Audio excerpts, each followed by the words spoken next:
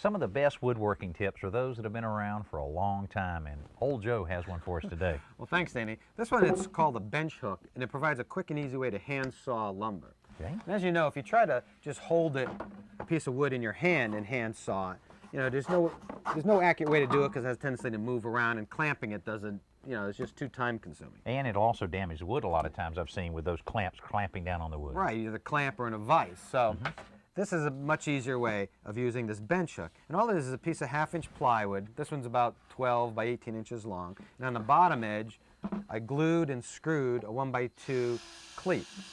And then on the top edge, I use the same technique, some glue and some 1-inch drywall screws, to put a 1x3 fence with a perfectly straight edge.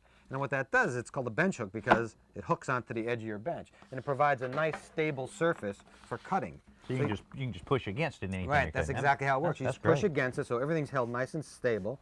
And I'll show you how quickly you get a nice square cut.